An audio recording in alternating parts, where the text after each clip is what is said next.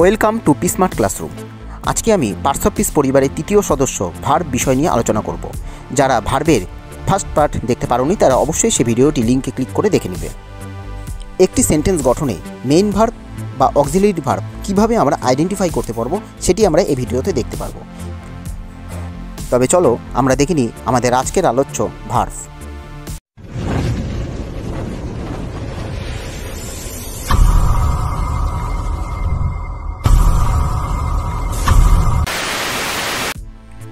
আজকে আমি ভার্বের দুটো পার্ট নিয়ে আলোচনা করব, মেইন ভার্ব এবং অক্সিলারি ভার্ব। কিন্তু এই মেইন এবং অক্সিলারি ভার্ব চিনতে হলে আমাদেরকে প্রথমে জেনে নিতে হবে অ্যাকশন ভার্ব বা স্টেট ভার্ব আসলে কি।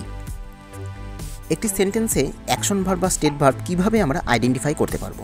অ্যাকশন ভার্ব আসলে কি অবস্থায় থাকে একটি সেন্টেন্সে।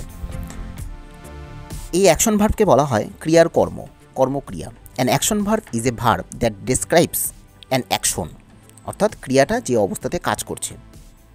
একটি এক্সাম্পল দিই, দে রান, তারা দৌড়াচ্ছে। তাহলে রান অর্থাৎ তারা কি করছে, তারা দৌড়াচ্ছে। অথবা দে জাম্প, তারা লাফ দিচ্ছে। দে ইট, তারা খাচ্ছে। তাহলে এখানে প্রত্যেক ক্ষেত্রেই ক্রিয়াটি কিন্তু কর্ম করছে, তার জন্য একে অ্যাকশন ভার্ব বলা হয়।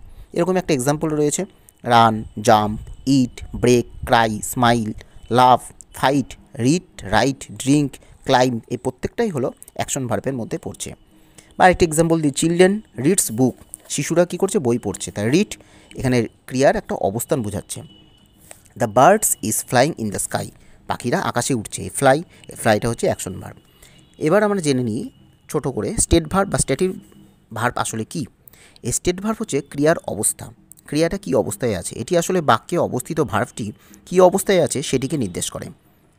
স্টেট ভার্বকে বলা যেতে পারে সিচুয়েশন অফ সাবজেক্ট, অর্থাৎ কর্তার অবস্থা। এক্ষেত্রে আমরা কতগুলি ভাগে ভাগ করতে পারি, ইমোশন, মাইন্ড, সেন্স, স্টেট। ইমোশনের মধ্যে পড়ছে like, love, dislike, hate, prefer, promise. আবার মাইন্ডের মধ্যে পড়েছে যেরকম মনের অবস্থা, সেক্ষেত্রে understand, remember, believe, know, agree, এগুলি কিন্তু বোঝাচ্ছে। এছাড়া সেন্সের মধ্যে রয়েছে স্মেল, টেস্ট, ফিল, সাউন্ড এবং সি। আর স্টেটস হচ্ছে এখানে টু বি ভার্ব, অর্থাৎ এক্সাম্পল দিলে বলা যায় আই এম এ স্টুডেন্ট, অর্থাৎ ছাত্রের এখানে অবস্থান বোঝাচ্ছে, ছাত্রের status I M a student. বা হ্যাবের ক্ষেত্রে হতে পারে I have an older sister, আমার একটি ওল্ডার সিস্টার রয়েছে। তাহলে এখানে হ্যাবের অর্থাৎ সিস্টারের অবস্থানকে বোঝাচ্ছে আমার। তাই এইগুলি হচ্ছে স্টেট ভার্বের মধ্যে পড়ছে। এবার আমরা জেনে নিব ভার্বকে দুভাগে ভাগ করা যেতে পারে, একটা মেইন ভার্ব, একটা অক্সিলারি ভার্ব। মেইন ভার্ব আসলে কি, যে ভার্ব নিজেই স্বাধীনভাবে অন্য ভার্বের সাহায্য ছাড়াই কোনো কাজ করতে পারে তাকে মেইন বা প্রিন্সিপাল ভার্ব বলা যায়। যেরকম হি ইটস, সে খায়, তাই ইটটা হচ্ছে এখানে মেইন ভার্ব। বা they run in the field, তারা মাঠে দৌড়ায়। এই রানটা হচ্ছে মেইন ভার্ব বা প্রিন্সিপাল ভার্ব। অর্থাৎ এইভাবে বলতে পারি what's that actually activity of subject. আরেকটি উদাহরণ দিই, বাস স্টপ, এখানে আমরা বুঝতে পারছি what is the action of bus perform, আমরা বলবো ইট ইজ দ্য স্টপ। তাই এই স্টপটা হলো এখানে মেইন ভার্ব বা প্রিন্সিপাল ভার্ব।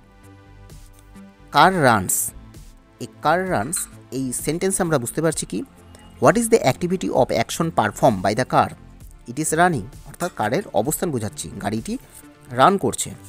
এবার আমরা পড়ব অক্সিলারি ভার্ব কীভাবে আমরা চিনব। অক্সিলারি ভার্বকে বলা হয় সহায়ক ক্রিয়া, অর্থাৎ একটি সেন্টেন্স গঠন করার ক্ষেত্রে অক্সিলারি ভার্বের ভূমিকা বহু রয়েছে।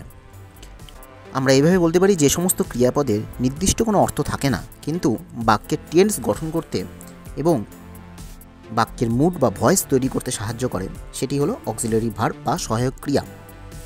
এইভাবে আমরা বলতে পারি an auxiliary verb is used with a main verb to help express the main verbs.